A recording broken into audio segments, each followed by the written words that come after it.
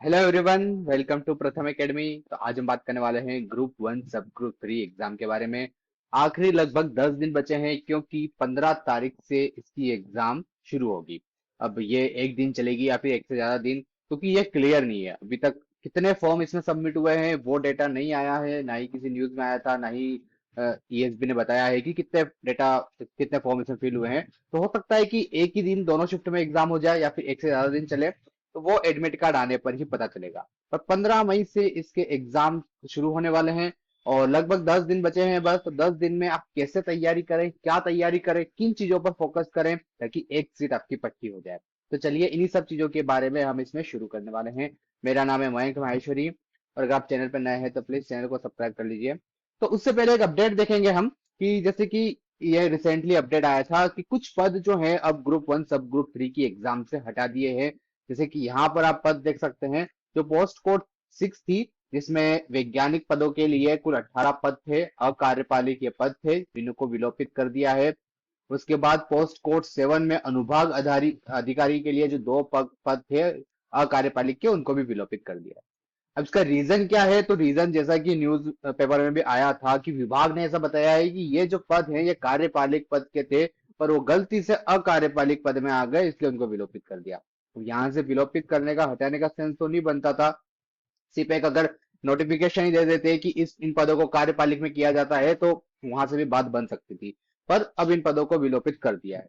उसी तरीके से पोस्ट कोड 10 में जो सहायक ई गवर्नेंस अधिकारी के 8 पद थे, उनको भी विलोपित कर दिया है। तो इस तरीके से कुल 28 पदों को यहाँ से विलोपित कर दिया है।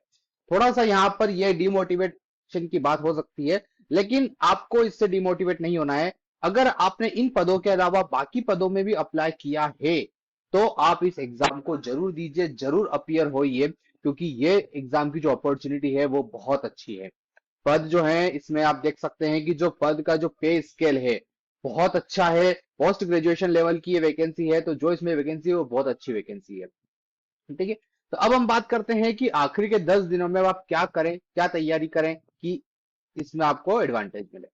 तो जैसे कि हम देख सकते हैं कि ये जो सिलेबस है, ये एग्जाम का सिलेबस है, ये आपने जरूर देखा है। आप सबसे तैयारी कर रहे हैं, 200 नंबर का आपका पेपर आएगा, जिसमें से आपके टोटल 8 यहाँ पर सेक्शंस हैं, चार अलग। इन चारों को मिला के आपको 100 नंबर का पेपर आएगा और इन चारों को मिला के आपका 100 नंबर का पेपर आएगा। मतलब दोनों कंबाइंड रहेंगे, टू कुल मिला के 200 नंबर यहाँ पर आपके रहने वाले हैं।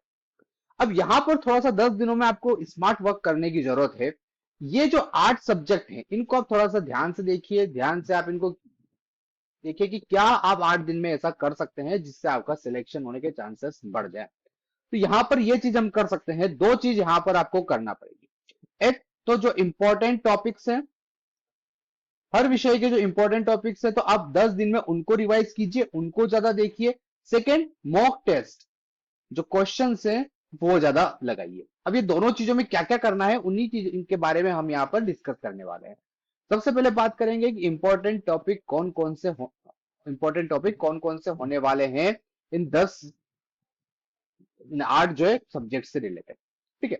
तो सबसे पहले यहाँ पर अगर हम बात करें, सबसे पहले है आपका सामान्य विज्ञान। ठीक है। अब ये जो विषय है, ये मैंने बाकी प्रीवियस ईयर जो पेपर्स है, जैसे तो पटवारी एग्जाम जो हुई थी ग्रुप 2 की, उसके अलावा बाकी जो पेपर हुए थे उनको थोड़ा सा देख के एनालिसिस करके ये मैंने निकालने की यहाँ पे कोशिश करी है। अगर हम सामान्य विज्ञान की यहाँ पर बात करें, तो सामान्य विज्ञान में अगर आप देखेंगे, वैसे तो तीनों चीज आती है, बायो, केमिस्ट्री और फिजिक्स, पर सबसे ज्यादा जो टॉपिक है, क्वेश्चन है, वो आपके बायोलॉजी वाले सेक्शन से आते हैं। ठीक है। अब यहाँ पर चूंकि जो ऐसा ऐसा लग रहा है कि आवेदन संख्या कम है, इसलिए इतनी ज्यादा दिन तो एग्जाम नहीं चलेगी, हो सकता है 1-2 दिन ही एग्जाम में चले। तो इसलिए बायोलॉजी वाले जो क्वेश्चंस हैं सामान्य विज्ञान में, वो सबसे ज्यादा आपको देखने को मिलेंगे। तो आप इस 10 दिन में बायोलॉजी को ज्यादा रिवाइज कीजिए। बायोलॉजी में जैसे कि फॉर एग्जाम्पल जो अलग अलग बायोलॉजी की जो स्ट्रीम्स है, जो ब्रांचेस हैं बायोलॉजी की, जैसे कई सारी ब्रांचेस है, इन ब्रांचों को क्या कहा जाता है, पर्टिकुलर ब्रांच में किस तरीके की स्टडी की जाती है। तो उन ब्रांच को जो वो जो है टर्म्स है उनको आप ज्यादा देखिए। बायोलॉजी में जो फूड सिस्टम है, उसके अलावा जो हेल्थ सिस्टम है, वो न्यूट्रिशन वाला जो पार्ट है, उसको भी आप जरूर रिवाइज कीजिए, क्योंकि न्यूट्रिशन वाले पार्ट से क्वेश्चंस आते हैं। तो मैं मोस्टली आपको बायोलॉजी पे ज्यादा फोकस करना चाहिए इन आखिरी के 10 दिनों में। उसके अलावा केमिस्ट्री और फिजिक्स पे भी आप कर सकते हैं। केमिस्ट्री के जो स्पेसिफिक टॉपिक है, जैसे केमिस्ट्री में आप एक वो जो टॉपिक है एसिड और बेस वाला। ठीक है, उसमें अलग अलग जो एसिड होते हैं, अलग अलग जो बेस होते हैं, उनका क्या यूज है, केमिकल फॉर्मूला उनका हो गया। सॉल्ट वाले जो पार्ट है, उनका केमिकल फॉर्मूला क्या क्या यूज होते हैं, तो ये वाले पार्ट जो है ज्यादा इंपॉर्टेंट है। उसी तरीके से वैलेंसी वाला, जो अलग अलग एटम्स की वैलेंसी है, तो ये जो टॉपिक्स हैं ये थोड़े से ज्यादा इंपॉर्टेंट हो जाते हैं, क्योंकि जहां से क्वेश्चन ज्यादा आते हैं। तो इन 10 दिनों में आप इन पे ज्यादा फोकस कीजिए। उसके बाद अगर हम बात करें अगले, जैसे सामान्य हिंदी और सामान्य अंग्रेजी, इन दोनों की हम एक साथ बात करते हैं। तो हिंदी और इंग्लिश, अगर ये दो सब्जेक्ट को हम देखें, तो देखो हिंदी और इंग्लिश में ज्यादातर क्या होता है कि इसमें ज्यादातर क्वेश्चन जो आपको मिलेंगे वो ऐसे मिलेंगे, एक तो ग्रामर वाले, ठीक है, और ग्रामर वाले और अनसीन पैसेज वाले। अब ग्रामर एक दिन में तो सीख नहीं सकते हम, है ना, ऐसा तो नहीं है कि आज हम पढ़ेंगे एक दो दिन में हमारी ग्रामर हो जाएगी उसको कर लेंगे। तो यहाँ पर आपको थोड़े से जो टॉपिक ज्यादा आते हैं, जो बार बार आते हैं, वो आपको ज्यादा यहाँ पर देखने चाहिए।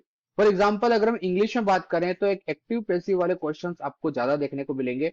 तो आप इनके थोड़े से रूल्स जो है वो रिवाइज कर लीजिए एक्टिव पैसिव के।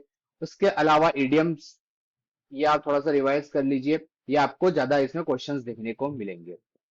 ठीक है, उसी तरीके से अनसिन पैसेज भी आपको मिलेगा, तो उसमें ऐसा कुछ ज्यादा नहीं है, वो एग्जाम में भी उसको कर सकते हैं। एक्टिव पैसिव हो गया, इडियम्स हो गए, वन वर्ड हो गए, जो एक सेंटेंस है इंग्लिश में उसको वन वर्ड में क्या कहा जाता है, तो ये तरीके के क्वेश्चन ज्यादा देखने को मिल रहे हैं। जो ग्रुप 2 की जो एग्जाम हुई थी 2023 में, उसमें भी कई सारे पेपर में मैंने देखा है इस तरीके के क्वेश्चन बार बार रिपीट हो रहे हैं। और जो क्वेश्चंस आते हैं वो आते हैं एरर फाइंड आउट करने वाले। ठीक है, तो एरर फाइंड आउट करने वाले थोड़े से रूल जो है इंग्लिश में, वो भी आप देख सकते हैं।